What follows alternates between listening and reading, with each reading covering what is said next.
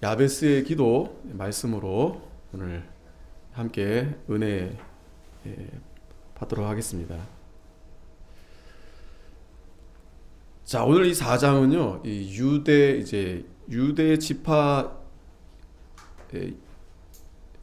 그 이스라엘의 이제 12지파에 대해서 다시 이 족보 12족보에 대해서 쭉 나열하는데, 중요한 것은 원래 그 12지파의 시작이 제일 큰 아들이 이제 루벤이잖아요. 근데 루벤으로 시작하지 않고 유다로부터 이제 시작이 됩니다. 유다로. 이 보면은 역대상에서 이 저자가 예스라가 유독 이렇게 강조하는 그 지파 그 족보가 있어요. 그죠? 물론 모든 족보를 다 기록할 수는 없습니다. 그렇지만 그 가운데서 하나님의 그 언약, 하나님의 그 약속된 그 하나님의 그 백성들, 그러니까 하나님이 그 언약을 이루시는데 그 언약자를 삼으시고 그들을 통해서 하나님이 이루어 가시는데, 그들을 중심으로 이렇게 쭉 나열되는 거를 우리가 이제 계속해서 이제 볼 수 있었죠. 그 가운데 12지파 중에 가장 핵심인 유다, 첫째 루벤이 아니고 바로 유다 지파에 강조하는 것을 우리가 보게 됩니다. 왜 그럴까요? 그 유다 지파 가운데에서 바로 다윗 왕이 이제 태어나게 되고, 또 그 다윗 왕의 그 후손을 통해서 결국에 예수 그리스도께서 나시기 때문에, 그렇기 때문에 이 유다, 특별히 유다 족보가 더욱 이렇게 강조되는 걸 볼 수 있습니다. 오늘 4장에 특별히 앞에서도 유다 지파에 대한 쭉 있지만 거기에서 오늘 좀 더 이렇게 보충이 되고 보완이 되는데, 근데 조금 그 이름들이, 그러니까 이름의 나열들이 가령 이제 부모 이름이 있고, 이렇게 보통 이제 아버지 이름이 있고, 뭐 간혹 어머니 이름도 있지만 아버지가 있고 이렇게 자손이 내려가는데, 오늘 이 4장에서 10절까지 보면은 특별히 야베스가 오늘 이제 가장 핵심 인물인데, 주인공인데, 야베스 같은 경우도 부모 이름이 없어요. 부모 이름이 없고, 하지만 그 야베스가 이제 유다 족보에 들어가 있고 그 후손이면 분명한데, 그런 이름들이 좀 이렇게 있습니다. 보니까 어찌됐든 이렇게 다른 이렇게 흐름하고 좀 다르지만 그래도 그 이름들을 이렇게 끼워 넣었다, 이런 걸 좀 우리가 또 확인해 볼 수 있고, 또 더욱 이 유다 이 지파를 통해서 메시아가 나시는데, 또 한 가지는 그 이제 유다 지파가 얼마나 번성했는가, 또 이러한 부분도 또 우리에게 또 이제 또 보여주고 있는 것입니다. 1절에 보면 유다의 아들들은 베레스와 헤스론과 갈미와 훌과 소발이라. 앞에 우리가 2장에 보면은 유다 아들들이 5 아들이 나옵니다. 원래는 이제 3 아들이었지만 며느리 다메를 통해서 이제 2 아들, 그 가운데 이제 베레스 그 족보 가운데서 이제 다윗이 태어나게 되죠. 근데 여기 보면은 유다의 아들들이라 했지만 베레스는 맞습니다. 근데 헤스론은 유다의 아들이 아니고 헤스론은 베레스의 아들입니다. 베레스의 아들. 그리고 이 갈미도 마찬가지죠. 갈미도 헤스론의 아들이고, 훌은 갈미의 아들이고, 소발은 이제 훌의 아들이 되겠죠. 그러니까 엄밀히 말하면 이제 유다의 자손들은, 이렇게 하면 더 정확한 표현인데, 뭐 히브리인들은 그걸 이렇게 혼용합니다. 아들들이지만 또 후손들, 자손들, 그러니까 단어가 같아요. 그렇게 이제 혼용하는데, 뭐 크게 우리는 뭐 오해하지 않아도 그렇게 잘 받아들이면 됩니다. 그러니까 중요한 것은 이제 그 유다의 아들들이 앞에 소개됐지만 주로 베레스, 또 헤스론, 그 쭉 이렇게 소개됐는데, 이제 요 후반부에서는 이제 갈미, 훌, 소발 요 부분들에 대해서 좀 더 이제 보완해주고 있습니다. 또 그 가운데서 또 한 가지, 이 유다 지파가 왜, 그러니까 메시아의 그 지파 가운데서도 이렇게 드러난 이유도 있지만, 또 한 가지는 유다 지파가 그 가나안을 점령할 때에도 보면은 가장 먼저 앞에서 이 유다가 가서 싸워요. 들어갑니다. 그리고 그 군대도 12지파 가운데 제일 많아요. 유다 지파가 제일 많습니다. 군대도.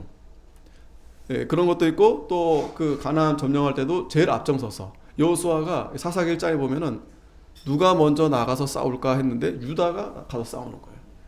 하나님의 일을 가장 앞서서 적극적으로. 또 그러면서 역대상 4장 23절, 오늘 이제 3절에 읽지 않았지만 거기 보면 이 모든 사람은 옹기장이가 되어, 옹기장이는 같은 말로 토기장입니다. 토기장이. 그래서 숲풀과 산울 가운데 거하는 자로서 거기서 왕과 함께 거하여 왕의 일을 하였더라. 왕과 함께 거하면서 왕의 일을 하였더라. 그러니까 이 유다 지파가 그런 일에 아주 중점적으로 이렇게 하다 보니까 당연히 이 저자가 유다 지파 이름을 이렇게 드러낼 수밖에 없는 거죠. 저와 여러분도 마찬가지입니다. 우리가 다 이 생명책에 우리 이름들이 기록되는데 뭐 그냥 이름만 기록되는 것도 영광인데 그 이름들 가운데 오늘 이 유다 지파 또 그 가운데 또 하나님의 일에 충성되고 또 상당히 하나님의 일에 헌신적인 그 이름들이 이름만 기록될 뿐 아니라 또 여러 가지 그 일들이 또 기록이 되겠죠. 자, 그러한 또 부분들도 지금 에스라가 염두에 두고 지금 포로에서 돌아왔는데 지금 그들이 낙심하고 또 좌절하고 또 다시 세워야 되는 과정에서 이러한 이 족보들의 이름들과 또 일들을 통해서 다시 그들을 위로와 동시에 또 격려하면서 힘을 주는 거죠. 앞에 너희들의 앞서 선지들이 이런 분들이 이런 일을 했다. 그런데 그 가운데 오늘 이제 이 4장에서 이제 밑에 이제 야베스란 이름이 나오는데 그 전에 이제 쭉 우리 한번 그 앞에 이름들을 살펴보도록 하겠습니다. 2절에 소발의 아들 르아야는 야앗을 낳았고 야앗은 아후메와 라앗을 낳았으니 이는 소라 사람의 족속이다. 이 소발도 앞에 2장 50절에 이제 이름이 나옵니다. 그런데 거기에 이름이 들어가 있지 않는 또 이름들을 추가해서 이렇게 또 보완한 겁니다. 또 3절에 에담 조상의 자손들은 이스라엘과 이스마와 이빠스와 저희의 매제 하술렐 보니와. 여기도 마찬가지죠. 여기도 보면 이 이름들이 앞에서 이제 보완해서 이제 이름이 이제 추가돼서 이제 기록이 되는데 중요한 것은 4절에 그돌의 아비 분우엘과 후사의 아비 에셀인이 이는 다 베들레헴의 아비 에브라다의 맏아들 훌의 소생이다. 자, 여기 베들레헴 우린 지명으로 알고 있지만 원래는 이 이름인 거예요. 그죠? 사람 이름이었습니다. 다 베들레헴의 아비라고 하죠. 베들레헴의 아비 에브라다. 자, 그러니까 이 훌 여기서 중요한 것은 훌입니다. 훌이 바로 이 훌의 소생이라고 했는데 이 바로 베들레헴의 이 조상이 바로 훌이라는 걸 우리가 알 수 있는 거죠. 이 베들레헴. 아, 베들레헴이 원래 이 사람이었구나. 그러니까 성경에서 이름들이 보통 지명으로 남기도 하고 그렇습니다. 자, 그러면서 여기서 베들레헴 이름이 또 기록이 된 것은 우리가 잘 알듯이 이 베들레헴에서 바로 나사렛 예수 그리스도께서 태어나는 곳이 바로 이제 베들레헴이죠. 베들레헴의 뜻은 우리가 잘 알듯이 이제 집인데 어떤 집이냐? 빵집, 떡집, 빵집. 그래서 예수님이 우리의 이 생명의 떡이 되시는데 이제 어떤 그런 의미도 상징적으로 아마 이제 담겨져 있어서 베들레헴에서 이제 예수님이 태어나셨다 라는 내용은 우리가 이미 다 알고 있죠. 그래서 이 훌 같은 경우도 이제 아론과 이제 모세 옆에서 잘 받들었던, 그리고 훌의 아들 우리 부살렐이 있었죠. 부살렐이 이제 성전 선막을 잘 이렇게 하는데 아주 잘 했던 그러한 이제 이름들이었고, 자, 그리고 드고아의 아비 아술의 두 아내 헬라와 나라라. 자, 여자 이름도, 아내 이름도 이렇게 나타납니다. 그런데 여기서 보면은 요 관계가 조금 뭐라 그럴까요? 순차적으로, 그러니까 아버지, 아들 이렇게 이름이 나타나야 되는데 어떤 부분은 또 갑자기 이름이 등장하기도 합니다. 그러니까 여러 아들들이 있는데 누구의 딸인지 아들인지 이게 좀 이렇게 헷갈릴 때가 좀 있어요. 그러나 뭐 그거는 우리가 그냥 이렇게 어쨌든 그 이름이 또 약간 바뀌기도 합니다. 이름이 이 철자가 조금 이렇게 바뀌기도 하는데 그런 부분도 우리가 감안해서 이제 같은 이름이다 이렇게 보면 좋겠고요. 6절 같은 경우는 나라는 그로 말미암아 아웃삼과 헤벨과 데므니와 하아스다리를 낳았으니 이는 나라의 소생이다. 그리고 헬라의 아들들은 세렉과 이소할과 에드난이며 고스는 아눕과 소베바와 하룸의 아들 아할레 족속을 낳았다. 자, 이렇게 이름들이 쭉 기록된 것에 대해서 우리는 이 사람 누구지? 물론 궁금할 수도 있겠지만 그거보다도 하나님이 이 유다 후손들에게 이렇게 번영하게끔 이렇게 하나님이 복을 주셨구나. 물론 세상 사람들, 가인의 후손들도 굉장히 많습니다. 또 그 가운데 재능이 있고 유능한 자들도 많습니다. 하지만 그 가운데서 하나님은 비록 앞에서 우리가 족보를 봐도 그러니까 하나님이 선택받은 족속은 정말 소수예요. 소수, 많지 않아요. 그죠? 여러 형제들 가운데서 한 사람의 계대로 쭉 이어가는데 그러나 그럼에도 불구하고 하나님께서 유다 지파 같은 경우에 이렇게 때론 또 이렇게 번영하게 하심으로 해서 또 하나님의 일을 또 잘 감당하게끔. 그러니까 우리 하나님이 모든 이 세상을 다스리시고 역사도 주관하시고 우리 인간의 생사 화복도 하나님이 다스리신다. 이런 것을 우리가 잘 알 수 있습니다. 인간적인 생각엔 우리가 그런 생각도 할 수 있죠. 하나님의 백성들이 안 믿는 자들보다 더 그죠? 부흥하고 더 잘되고 더 유능하고 더 그러면 좋지 않겠나. 우리 생각은 그렇죠. 그런데 많지 않아요. 많지 않고 없는 건 아닙니다. 많지 않을 뿐이지 없는 건 아닌데 중요한 것은 하나님이 그 숫자가 많고 적음에 의미를 두지 않는다. 여러분 그걸 잘 생각하셔야 돼요. 우리는 좀 그런 사람이 많으면 좋겠고 가령 전쟁이 일어났다. 그러면 인해 전술 좀 사람도 많고 기술도 좋고 그러면 좋겠잖아요. 근데 하나님은 그런 거에 크게 의미 두지 않아요. 왜? 하나님은 그 위에 뛰어나 있는 분이시기 때문에 설사 군대도 없고 훈련도 안 받고 무기도 없고 해도 하나님은 그 다음날 다 쓰러뜨리시는 거예요. 그러한 하나님이 전능하신 하나님이시다라는 것을 우리가 항상 기억을 해야 됩니다. 항상. 그렇지 않으면 우리도 모르는 사이에 자꾸 인간적인 생각, 인간 중심, 인본주의에 자꾸 이렇게 치우쳐질 수 있어요.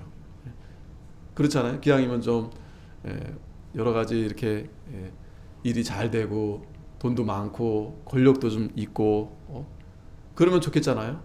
마치 이 나라가 정치자들이 다 예수님을 믿어서 기독교 국가가 되면 좋겠다. 그런 이상적인 우리 생각들이 있잖아요. 그런데 과거에도 역사적으로 중세 시대에 그렇게 해봤지만 오히려 그 중세의 그 교회가 어마어마하게 타락한 거예요. 어마어마하게 타락한 겁니다. 확실합니다. 모든 인간은 다 거짓되구나. 오늘 오전 말씀 거짓되구나. 심지어 그 택한 이스라엘 백성들조차도 그렇게 율법도 먼저 주고 성전도 줬는데 결국에는 자기네들이 무너뜨리는 거예요. 그 인간은 다 악하다. 진리를 깨닫는 자도 없고 찾는 자도 없고. 그게 정확한 거예요. 인간은 다 악하구나. 다 죄인이구나. 그거를 깨닫는 것이 바로 하나님의 큰 은혜이다. 큰 은혜이다. 그게 정말 은혜인 겁니다. 여러 이름들이 이렇게 나와 있지만 뭐 이 사람들이 어떤 일을 했을까 뭐 잘 모르는데 어찌됐든 이 성경에 기록이 된 것만으로도 참 대단한 겁니다. 대단한 거예요. 그죠? 이 역대기에 이렇게 여러 족보들 이름에 올라와 있는 것만으로도 참 대단한 거예요. 자, 그런데 이 야베스, 오늘 이제 핵심은 야베스입니다. 뭐 다른 이름들은 다 기억이 안 나더라도 야베스만 딱 기억하고 가시면 돼요. 야베스. 예. 아마 이미 야베스란 이름 너무 자주 이렇게 거론이 돼서 이미 알고 계신 분들도 있겠는데, 오늘 이 야베스를 우리가 함께 살펴보면, 자 보세요. 9절에 야베스는 그 형제보다 존귀한 자라. 그 어미가 이름하여 야베스라 하였으니 이는 내가 수고로이 낳았다 함이러라. 자, 서두에도 말씀드렸는데 야베스는 분명히 이제 보니까 어머니가 낳았다 그랬는데 어머니 이름이 없어요. 어머니 이름을 이제 생략을 했습니다. 하지만 그 어머니가 이 야베스를 굉장히 낳을 때 수고로이 낳았다. 뭐 여러 가지 우리가 추측해 볼 수 있겠죠. 뭐 형편이 어려웠든지, 뭐 어머니가 좀 몸이 연약했든지, 아니면 시대적으로 여러 가지 열악한 가운데 있었든지, 어찌됐든 이 야베스란 이름의 뜻이 고통이라는 뜻이 있습니다. 고통. 그러니까 너무 힘드니까 아들을 낳았는데 그 이름을 야베스라 이름한 거예요. 우리가 이름을 그렇게 짓지 않잖아요. 이름 기왕이면 기쁨이, 뭐 행복이, 막 예? 하늘, 막 이렇게 좋은 이름 짓잖아요. 막 소망, 막 이렇게 복덩이 막 이렇게 짓는데, 이런 이름들은 근데 성경에 가끔 그런 이름들이 있어요. 또 예전에는 그 우리나라도 마찬가지입니다. 굉장히 어려울 때는 이름들을 그렇게, 이름 자체를 그렇게 아주 귀하게 안 지어줘요. 왜냐면 그렇게 이름을 짓다 보면 좀 뭐라 그럴까요? 빨리 이렇게 죽을 수 있으니까 이름들이, 옛날 이름들이 좀 그래요. 개똥아 이렇게 막 이름을 굉장히 낮춥니다. 예? 왜냐면 낳자마자 죽는 애들도 있고 또 나서도 병들어 죽는 애들도 있고, 그러니까 이름을 그렇게 좋게 안 지어요. 흔하게. 예? 아마도 이제 그런 배경에는 너무 힘들고 고통스러우니까, 그 귀한 그 자식을 낳는데 금방 아프거나 또 병들거나 또 이렇게 무슨 일로 세상을 떠나면 얼마나 슬플 거 아니겠어요? 그러니까 그 이름마저도 그렇게 이름을 지어주는 경우가 종종 있는데, 자 어쨌든 이 야베스는 이제 고통이라는 이름이 있습니다. 그런데 아까도 말씀드렸지만 아버지가 또 누군지 또 잘 이름이 없어요. 아버지 이름이 없어요. 8절에 아까도 보면 고스는 아눕과 소베바와 하룸의 아들 아하엘 족속을 낳았는데 갑자기 야베스가 이렇게 이름이 나타납니다. 그러니까 이 야베스가 고스의 아들인지 아니면 고스의 형제인지 잘 알 수 없어요.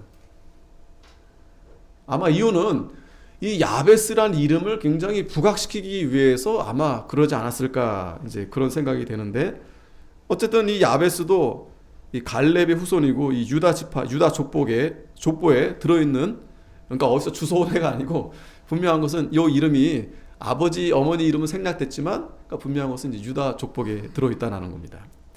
자, 그런데 또 한 가지 우리가 또 힌트를 좀 찾아보자면 역대상 2장 55절에 보면 야베스라는 이름이 있어요. 그런데 이건 지명입니다. 여기 보면 야베스의 거한 그랬어요.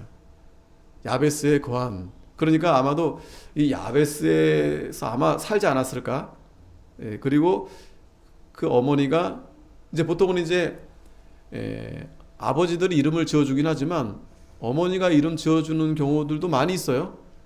그 야곱의 아내들 레와 라헬들도 다 그 엄마들이 이름을 지어준 경우가 있고, 한나도 마찬가지, 솔로몬. 예, 그 여자 아내들이 이제 이름을 보통 지어주기도 합니다. 자, 그런데 여기 보면은 이 지명이 야베스라는 곳이 있습니다. 근데 거기에 보면 서기관, 그 서기관들이 거기 살았었어요. 훌륭한 사람들이죠. 디라 족속과 시므아 족속과 수가 족속이 있는 다 레갑집, 레갑.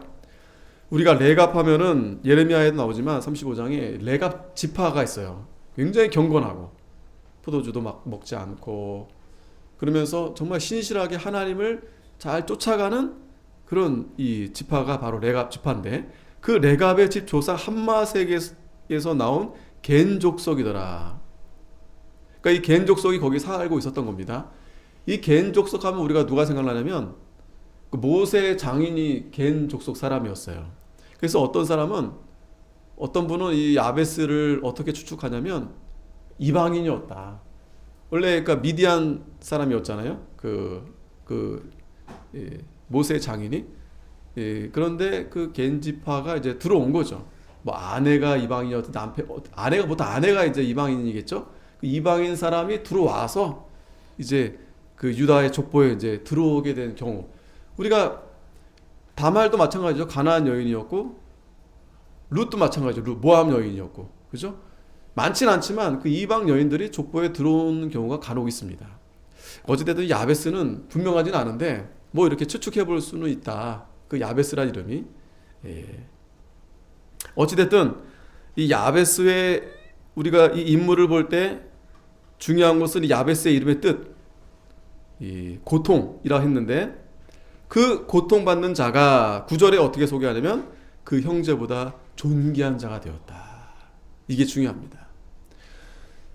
자, 여러분, 야베스에 대해서 이 에스라가 뭐 뒷돈을 받았는지 모르겠는데 유독 여러분 야베스에 대해서 2절이나 할애하고 있어요. 2절이나.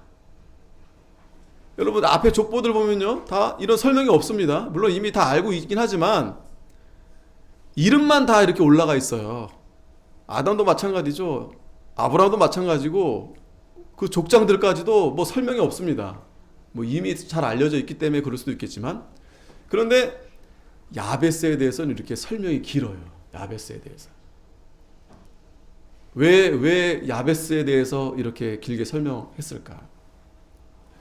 아마도 그의 이름이 이제 고통이라는 이름의 뜻이 있듯이 이 야베스라는 이름이 이제 실제적으로 있었고, 그리고 지금 그 에스라가 지금 이 책을 쓸 이 시점이 지금 유다 백성들이 포로로 돌아왔어요. 귀환했지만 여전히 뭐 자유한 게 아닙니다.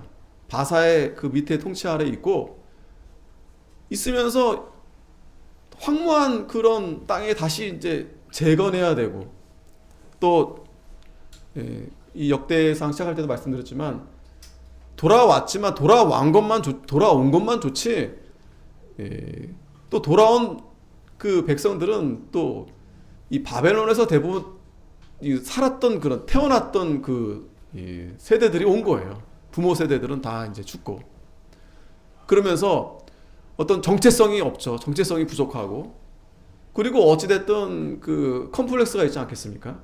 아, 우리는 포로로 나라도 없었고, 그런 여러 가지 수치심과 또 자신들이 잘못한 건 아니지만 어떤 죄책감, 어쨌든 그런 게 있지 않겠어요? 그리고 고생이 물보듯 이게 뻔한 일들이에요. 다 사방팔방 다 이게 지금 쉽지 않고 고생을 각오해야 되는 일들이 이렇게 눈앞에 있는 겁니다. 쉽지가 않아요. 그래서 지금 이 야베스라는 인물이 사실은 부모 이름도 이제 잘 모르지만 어찌됐든 그렇게 힘들게 어렵게 태어났던 이 야베스가 형제들보다 존귀한 자가 되었다. 이렇게 성경에는 기록을 하고 있는 겁니다. 그러니까 정말 이 야베스에 대해서 우리가 성경이 말하고자 하는, 에스라가 말하고자 하는 핵심은 뭐냐면, 하나님은 그 고난, 고통, 물론 그걸 처음부터 하나님께서 그렇게 작정하신 건 아니죠. 우리가 오전에도 말씀 봤지만 하나님은 분명히 우리를 창조하실 때부터 야, 너 이제 고생 각오해. 이빨 깎게 물어. 그러고 우리를 이렇게 창조하신 게 아니다라는 거예요. 우리를 너무나 사랑하시고 우리를 택한 것 자체가 너무나 기쁘시고, 또 무엇보다도 우리를 사랑하셔서 우리를 그렇게 창조하시고 또 우리에게 말씀을 주시고 또 당부를 했죠. 신신당부를 했죠. 네가 하나님 말씀을 잘 깨닫고 말씀대로 하면 내가 1000대까지 복을 주겠다. 하지만 나를 미워하거나 나를 떠나면 내가 즉시 내가 벌을 내릴 거다. 그러니까 그 말씀은 네가 벌 받지 않도록 열심히 하라, 그 말이 아니죠. 나를 사랑하고 나와 함께 우리 영원히 살아보자. 그게 하나님의 뜻이었던 거죠. 그런데 인간이 그 죄로 인해서 그 하나님을 버리고 말씀을 떠나서 그런데 하나님은 그걸 그냥 내버려두면 어떻게 되겠어요? 망하는 겁니다. 그렇기 때문에 하나님은 그 택한 백성들을 버리지 않고 징계하시면서까지 그들을 붙들어 주시는 거예요. 자, 그러한 이스라엘 백성들의 그러한 상황 가운데에서 정말 지극히 평범한 이 야베스. 야베스는 뭐 족장도 아닙니다. 어디 지도자도 아니에요. 그냥 지극히 누구도 부모 이름도 잘 몰라요. 그러한 야베스가 하나님이 그 형제들보다 존귀한 자라 이렇게 인정해주고 칭찬해 주신 겁니다. 자, 이스라엘 백성들의 고난은 크게 두 가지로 생각할 수 있어요. 두 가지. 첫째는 광야입니다. 광야. 그러니까 이스라엘 백성들의 조상들은 그 광야, 그 성경에도 기록이 되지만 하나님께서 그 광야를 지나서 하나님이 그 약속의 젖과 꿀이 흐르는 그 땅으로 그들을 인도하신 거예요. 그러면서 하나님이 그들에게 가르쳐 주신 것은 나그네의 삶을 그들에게 훈련시킨 겁니다. 나그네. 아브라함의 이름의 뜻, 유대라는 이름 뜻도 지나간다, 그런 의미가 있어요. 지나간다. 유대인, 히브리인, 아브라함 이름이 아니고 히브리인, 그 이름이 지나간다, 이렇게 그런 의미가 담겨져 있어요. 그러니까 우리는 이 세상에서 잠깐 지나가는 그런 인생이다라는 겁니다. 지나가는 인생, 나그네 인생, 안개와 같은 인생, 그러지만 그래서 하나님이 이스라엘 백성들로 하여금 그 광야를 지나가게 하면서 너희들은 다 나그네다. 비단 그냥 실제 광야뿐만 아니라 이 인생 자체가 광야다. 광야. 우린 이 광야를 지나가는 것이다. 지나가는 나그네이다. 다윗 왕도 그 광야에서 많이 참 연단을 받았습니다. 연단을 받았어요. 또 뿐만 아니라 그 고난 가운데서는 또 실제적으로 하나님 앞에 징계를 받으면서 전쟁이 나기도 하고 또 포로로 잡혀가기도 하고. 그래서 창세기 47장 9절에 보면 야곱이 어떤 말을 하냐면요, 야곱이 바로에게 고하되, 그러니까 이제 그 흉년 때 요셉이 총리가 돼서 가족을 다 불러 모은 겁니다. 그러면서 이제 야곱이 이제 바로를 이제 면전에 보게 되는데, 그때 이제 자기 소개를 뭐라 하냐면, 내 나그네 길의 세월이 130년이니이다. 나의 연세가 얼마 못 되니 우리 조상이 나그네 길의 세월에 미치지 못하나 험악한 세월을 보내었다. 험악한 세월을 보내었다. 야곱이 자신을 그렇게 소개합니다. 자신이 나그네. 야곱도 참 많이 고생을 많이 했죠. 그 베델에 가면서, 도망가면서 그 베델에서 정말 두려워서 떨면서 엎드려 기도하는 가운데 또 하나님을 만나게 되고, 그러한 이 야곱, 이스라엘, 그도 야곱, 그도 자신을 나그네라 이렇게 얘기하고 또 험악한 세월을 이렇게 보내었다. 고난이 많았다는, 고난이 많았다. 자, 여기서 중요한 것은 왜 하나님께서 하나님의 백성들이 이 고난의 길을 왜 걷게 하시나? 왜 광야를 왜 걷게 하시나? 좋은 길 놔두고 왜 돌아가게 하시냐? 그겁니다, 여러분. 그걸 우리가 잘 알아셔야 돼요. 왜 그렇게 걷게 하시는가? 왜냐하면 하나님은 거기에서 우리가 그냥 단순히 우리를 고생시키려는 목적이 아니라 우리 믿음의 길이 그런 이 세상에서 좁은 길임을 우리에게 알게 하시려고 그렇게 걸어가게 하신 거예요. 무슨 말인가 하면, 왜 믿음의 길이 좁은 길인가? 하나님은 보이지가 않아요. 보이지 않습니다. 그 보이지 않는 하나님을 믿으라고 하니 차라리 여러분, 그래서 세상 사람들은 우상을 만들어 놓고 우상을 따라가는 거예요. 그게 더 믿어지는 거예요. 보여지니까 실제로 되는 것 같고. 그러니까 우상이 보여진다는 건 자기 욕심이 투영이 돼서 자기 마음대로 살아도 돼. 그게 더 좋아. 그게 더 잘 되고요. 마음 먹은 대로 되는 것 같고. 근데 하나님은 보이지가 않아요. 근데 그 보이지 않는 하나님이 자꾸 나를 따라가라니, 이게 진짜 안 보이는데 여러분, 눈 감고 가는 것보다 더 힘든 거죠. 도대체 어디로 가라는 건가? 그러니까 그 보이지 않는 하나님께서, 하나님이 그 백성들을 사랑하시니 그들이 눈만 뜨면 다 세상인데, 다 돈인데, 다 세상에 얼마나 좋은 것들이 많습니까? 그냥 놔두면 글로 다 가는 거예요. 글로 다 가는 거예요. 그러니까 하나님은 그 백성들을 너무나 사랑해서 당신을 보여주고 싶은데 그게 보여집니까? 보여져요? 여러분, 하나님 보입니까? 근데 언제 보여집니까? 광야로 가면 보이는 광야. 광야에 들어가면 보여지는 거예요, 비로소. 눈 뜰 때는 안 보였는데 광야에 엎드려서 간절히 기도하니까 그때 하나님이 비로소 나타나는 거예요, 내 마음속에. 하나님이 그렇기 때문에 그 길이 광야의 길이고 좁은 길이고 믿음의 길이고 말씀을 따라가는 길이고, 이 세상 사람들이 보면 참 바보 같고 한심한 거예요, 믿는 사람들이. 예. 얼마든지 세상에서 잘 먹고 잘 살 수 있는데 돈 버는 막 얼마나 마음대로 살 수 있고 자유가 많은데 우리는 그렇게 가지 않아요. 그렇게 살지 않아요. 또 우리는 그걸 믿지 않습니다. 세상을 믿지 않습니다. 돈을 믿지 않습니다. 모든 것을 다스리시고 주장하신 분이 하나님. 근데 문제는 안 보여요. 그게 미칠 지경이죠. 그게 하나님 보이면, 지금 여러분 여기서 하나님 보이신다, 그럼 여러분들이 딴짓 어떻게 합니까? 하나님 여기서 보인다. 제가 하나님인데 제가 이렇게 말씀을 한다. 어떻게 집중을 안 합니까? 어떻게 건성으로 듣고 있겠습니까? 하나님 진짜 보이는데. 정말 두렵고 떨림으로 하나님 말씀을 들을 수밖에 없겠죠. 근데 하나님은 그렇게 안 하세요. 왜 그렇게 안 하시는가요? 하나님은 너무나 우리를 사랑하시기 때문에. 인격적으로 하나님 자신을 보여지게 되면 어떻게 되는 줄 알아요? 그러면 벌써 우리가 인간들이 자유를 잃어버려요. 우리 마음대로 할 수가 없어요. 물론 마음대로 죄를 지으라는 얘기가 아니고, 하나님은 우리를 너무나 인격적으로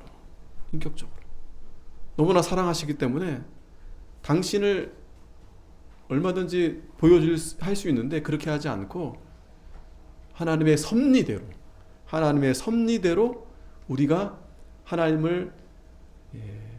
하나님께서, 물론 하나님이 인도해 주시는 거지만 우리가 하나님께 가까이 가서 하나님을 사랑하도록. 우리가 어린 아이들 키울 때도 그렇죠. 부모가 다 해줄 수 있습니다. 다 해줄 수 있어요. 근데 부모가 기다립니다. 왜요? 이 아이가 천천히 성장하면서 스스로 할 수 있게끔 부모가 그저 이렇게 보호해 주면서 멀찌감치 지켜봐 주는 거예요. 그렇듯이 우리 하나님께서 다 해줄 수 있습니다. 그걸 왜 못합니까? 그런데 우리가 자라나고 또 우리가 더 거룩하고 하나님의 정말 아름다운 자녀로 만들어가게 하시려고 그렇게 우리를 인도하시는 거예요. 그게 하나님의 섭리입니다. 구약에서, 그래서 성경들 보면 신약도 마찬가지입니다. 곳곳에 하나님이 그렇게 역사하시는 것을 의도적으로 말씀해 두고 있어요. 신명기 4장 20절에 보면 여호와께서 너희를 택하시고 너희를 새 풀무 곧 애굽에서 인도하여 내사 자기 기업의 백성을 삼으신 것을 오늘과 같아도. 택하셨는데 어떻게 인도하세요? 새 풀무 곧 애굽에서 인도하여 내사. 애굽에서 고생을 많이 했다는 거예요. 또 신명기 8장 2절에도 여호와께서 내 하나님 여호와께서 이 40년 동안에 너로 광야의 길을 걷게 하신 것을 기억하라. 이는 너를 낮추시며 너를 시험하사 내 마음이 어떠한지 그 명령을 지키는지 아니 지키는지 알려 하심이라. 자, 하나님의 의도를 잘 알겠죠? 하나님의 섭리를 우리가 잘 알겠죠? 왜 나만 왜 이러시는 게 아니에요. 다른 사람 멀쩡한데 왜 나만 이러나?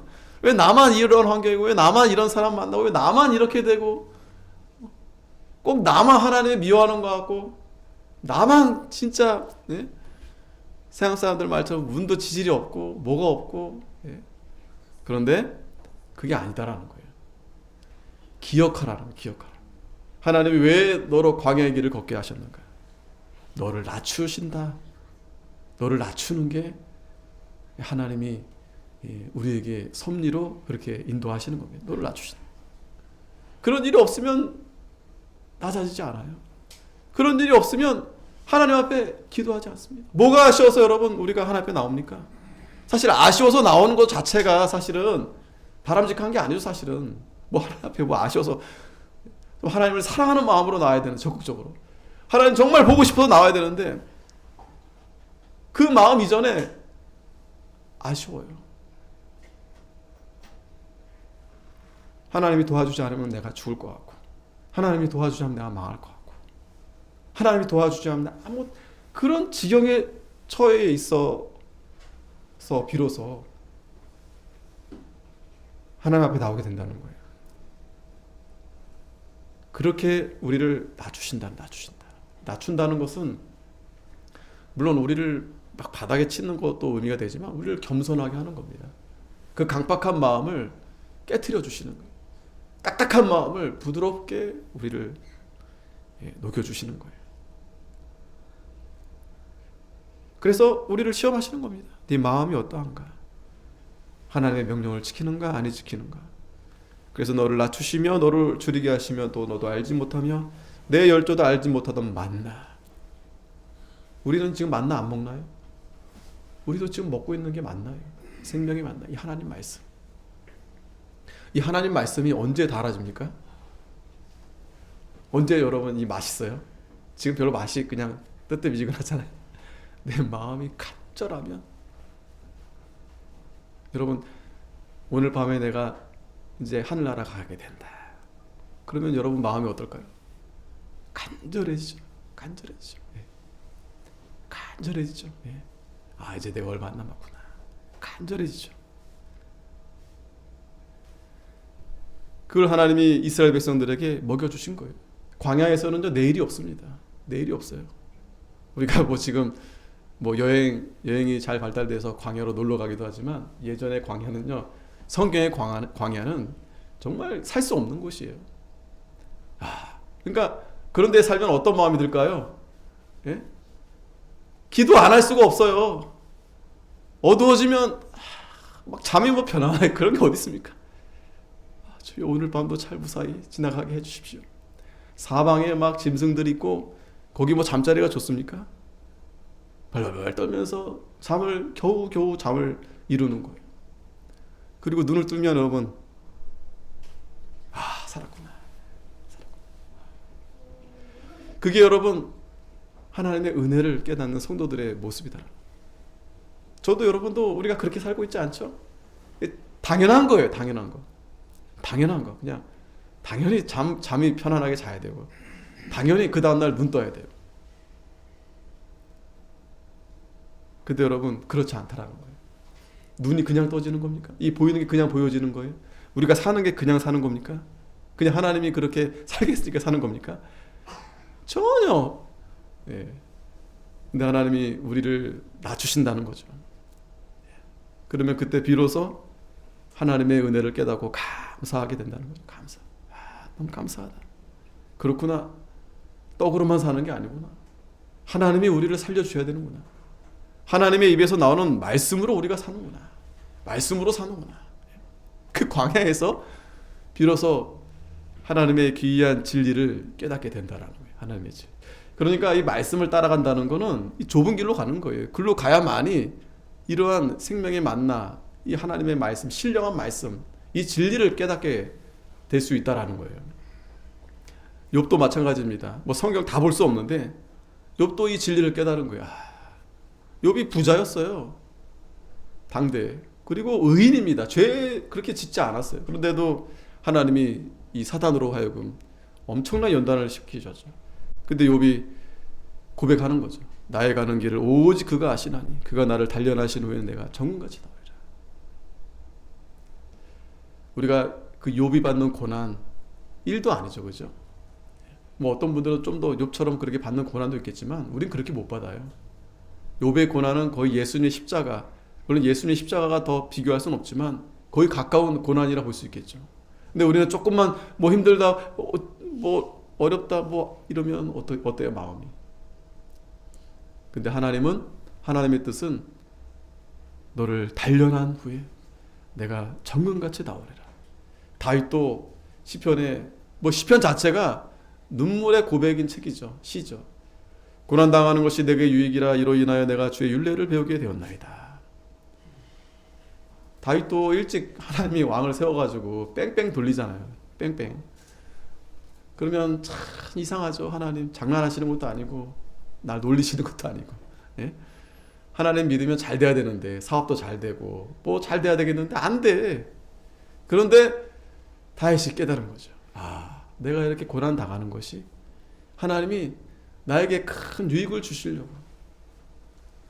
그러니까 다윗이 정말 겸손하고 온유하고, 그래서 이스라엘 백성들이 다윗 하면 성군이라 부르는 거예요. 성군. 그리고 그 다윗의 후손을 통해서 메시아가 나시게 된 겁니다. 스가랴에도 마찬가지죠. 연단하여. 구약만 그럽니까? 신약 성경도 마찬가지입니다. 예수님이 마태복음 팔복의 마지막의 복은, 위에도 참 어렵지만 마지막은 더 어려워요. 핍박을 받은 자가 복이 있다.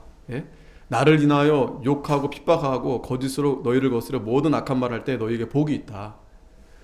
여러분, 이 복을 잘 기억해야 됩니다. 우리는 자꾸 이 반대로 이게 복이라 생각하는 거예요. 교회 다니면 사업도 잘 되고 욕을 왜 먹습니까? 훌륭하십니다. 이렇게 세상으로부터 인정받고 이래야 되겠는데 그게 아니라는 거예요. 예수님 분명히 말씀하시는 거예요. 오히려 고난받는 걸 기뻐하고 즐거워하라는 거예요. 고행하란 말이 아닙니다. 내가 일부러 고생해서 그것이 나의 어떤 상급이 되고 그 말이 아닙니다. 이거는 고행이 아니라 정말 하나님 말씀대로 내가 살려다 보니 그 좁은 길로 갈 수밖에 없는 거예요. 말씀을 따라가다 보니 많은 걸 손해볼 때가 있다라는 거예요. 또 핍박도 받습니다. 예수님도 핍박을 받으시면서 부끄러움을 개의치 않으셨다. 예수님 말만 하신 게 아니에요. 자기도 그렇게 고난을 받으셨어요. 아니, 왜 하나님의 아들이 왜 십자가에 죽습니까? 그래서 유대인들은 예수님을 못 믿는 거예요. 메시아는 그렇게 메시아는 아니다. 약한 메시아 내가 믿을 수 없다. 근데 성경은요, 그렇게 낮추셔서 마침내 우리에게 복을 주시는 겁니다. 그러니까 낮추시는 이유는 우린 다 죄인이다. 그걸 깨닫게 하시는 거예요. 하나님만이 참되시다. 하나님만이 참되시다. 근데 인간은 그걸 인정하고 싶지 않아요. 내가 왜 악하냐? 내가 왜 부족하냐? 나도 얼마든지 하나님처럼 할 수 있다. 그게 죄입니다. 교만입니다. 디모데후서 3장 12절에도 예수 안에서 경건하게 살고자 하는 자는 핍박을 받으리라. 경건하게 살고자 하는 자들은 핍박을 받습니다, 여러분. 사도행전에서도 이 믿음에 거하라. 하나님 나라에 들어가려면 많은 혼란을 겪어야 된다. 우리가 신앙생활하면서 자꾸 내가 잘 살아봐야 되겠다. 돈을 많이 벌어야 되겠다. 이거는 욕심입니다. 욕심이에요. 거지같이 살라는 말은 결코 아닙니다. 우리가 믿음으로 살면 하나님이 주실 때도 있고 주지 않을 때도 있어요. 그런데 우린 그게 목적이 아니다라는 거예요. 그게 크지 않다라는 거예요. 세상 것이 그건 다 아무것도 아니다라는 거예요. 아무것도 아니라고 해가지고 그걸 무슨 허무주 이런 게 아닙니다. 돈이 중요합니다. 필요합니다. 하나님이 주십니다. 그런데 우리는 그게 목적이 아니다라는 거예요. 우리는 하나님을 위해서. 때론 그래서 과감히 그걸 포기할 때도 있다라는 거예요. 고난이 당연히 올 수도 있다라는 거예요. 그래서 디모데후서 1장 8절에 하나님의 능력을 줘 복음과 함께 고난을 받으라. 베드로전서 4장 15절에도 불시험 이상한 걸로 받지 말아라. 오직 그리스도의 고난에 참여하는 것을 즐거워해라. 자, 성경은 구약 신학 할 것 없이 다 뭐를 강조합니까? 우리에게 낮아질 것을 강조하는 거예요. 낮아질 것을. 겸손해질 것을 강조하는 겁니다. 근데 우리는 이렇게 생각할 수 있어요. 하나님, 나 돈 많이 줘도 겸손해질 수 있습니다. 하나님, 나 건강해서도 얼마든지 저 겸손합니다. 아니요. 제가 건강을 무시하는 것도 아니고 돈을 무시하는 것도 아닙니다. 하나님 우리에게 딱 적당한 만큼 주시는 거예요. 필요한 걸 주시는 겁니다. 왜 나에게 병이 있고 왜 나에게 어려움이 있고 왜 하나님 나에게 이러실까? 다 이유가 있는 겁니다. 하나님이 누구보다도 나를 사랑해서, 오늘 누구보다도 야베스를 사랑해서, 누구보다도 야베스를 사랑하기 때문에, 그래서 마지막 10절에 야베스가 기도합니다. 이게 중요한 거예요. 그냥 고난은 많은데 그 끝이 아니라 그래서 야베스가 기도하는 거예요. 같이 한번 읽겠습니다. 시작. 야베스가 이스라엘 하나님께 아뢰어 가로되 원컨대 주께서 내게 복의 복을 더하사 나의 지경을 넓히시고 주의 손으로 나를 도우사 나로 환난을 벗어나 근심이 없게 하옵소서 하였더니 하나님이 그 구하는 것을 허락하셨더라. 아멘. 이게 바로 그 유명한 이제 야베스의 기도가 됩니다. 첫 번째로 복의 복을 더하사. 복을 누가 주세요? 하나님이 주시는 겁니다. 야베스가 참 그 어머니가 수고로이 났어요. 또 그 시대도 지금 아마 사사기 시대에 아마 야베스가 있었을 건데 굉장히 어려운 가운데 어려운 상황에 처해 있는 겁니다. 복이 누가 주십니까? 복을 하나님이 주시는 거예요. 하나님. 우리가 다 복을 받기를 원하고 복을 받기를 구해야 됩니다. 근데 그 복을 누가 주시느냐? 하나님이 주시는 거예요. 하나님이. 그래서 하나님 저에게 복의 복을 더해 주신다면 나의 지경을 넓혀 주십시오. 이거는 땅을 많이 얻게 해달라는 말씀이 아닙니다. 아까 사사기에 말씀드렸지만 그때는 하나님 명령에 따라서 그 땅을 차지해야 됐어요. 하나님 말씀대로 순종해서 하나님이 그 땅을 차지하도록, 그래야 그 이스라엘 나라가 하나님의 백성의 나라가 되는데 그들과 싸워야 됩니다. 오늘 우리들에게는 우리가 하나님 말씀 순종하는데 형통하게 인도해 달라고. 그게 바로 지경을 넓혀 달라는 거예요. 뭐 돈 많이 달라고 그게 아닙니다. 하나님 말씀대로 우리가 하나님의 신령한 복, 영적인 복을 우리가 사모하오니 하나님, 우리가 믿는 일 할 때 믿는 일에 있어서 순적하게 하나님 그 길을 열어달라고. 그래서 주의 손으로 나를 도와주셔서 환난을 벗어나 근심이 없게 하옵소서. 하나님 앞에 간절히 기도하는 겁니다. 그 환난을 누가 벗어나게 해주는 거예요? 하나님이 벗어나게 해주시는 겁니다. 돈이 많다고 되는 것도 아니고 일이 잘 된다고 되는 것도 아니고요. 하나님이 근심에서 환난에서 벗어나게 해주세요.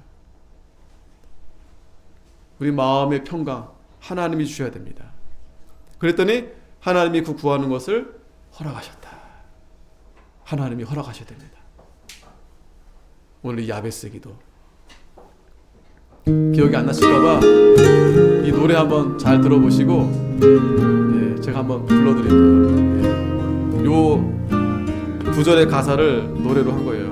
하나님과 이스라엘 하나님께 아뢰어 가로되 원컨대 주께서 내게 복의 복을 더하사 나의 지경을 넓히시고 야베스가 이스라엘 하나님께 아뢰어 가로되 원컨대 주께서 내게 복의 복을 더하사 나의 지경을 넓히시고 주의 손으로 나를 도우사 나로 환난을 벗어나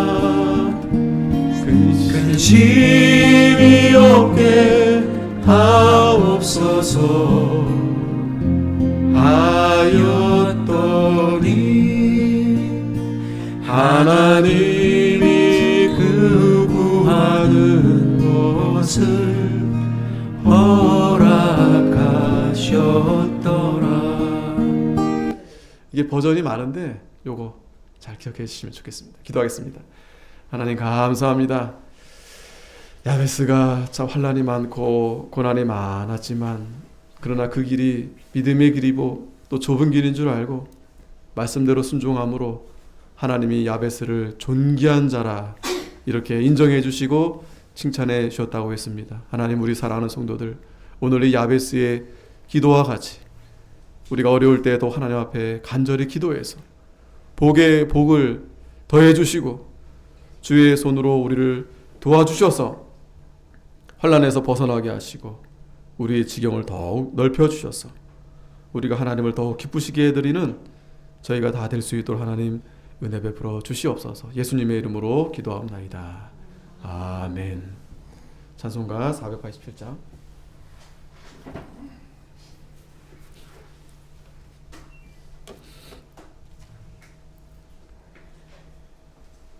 새 찬송가 369장입니다.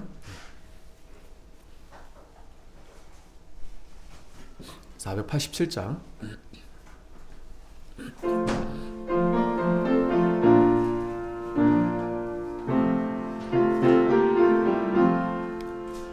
죄짐 맡은 우리 구주 어찌 좋은 친구인지 걱정 근심 무거운 짐 우리 주께 맡기세 주께 고함 없는 고로 복을 얻지 못하네 사람들이 어찌하여 아랠 줄을 모를까 시험 걱정 모든 괴로움 없는 사람 누군가 부질없이 낙심 말고 기도 드려 아뢰세 이런 진실하신 친구 찾아볼 수 있을까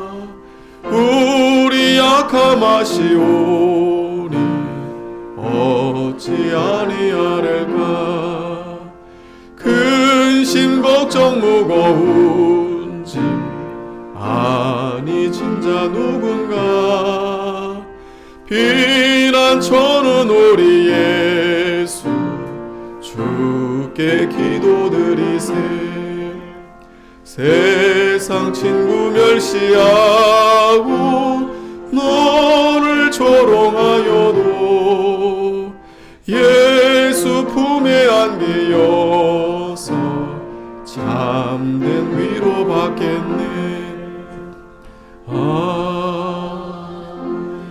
주기도문으로 마치겠습니다. 하늘에 계신 우리 아버지여 이름이 거룩히 여김을 받으시오며 나라의 마옵시며 뜻이 하늘에서 이룬 것 같이 땅에서도 이루어지니라. 오늘날 우리에게 일용할 양식을 주옵시고 우리가 우리에게 죄 지은 자를 사하여 준 것 같이 우리의 죄를 사하여 주옵시고 우리를 시험에 들게 하지 마옵시고 다만 악에서 구하옵소서. 대개의 나라와 권세와 영광이 아버지께 영원히 있사옵나이다. 아멘.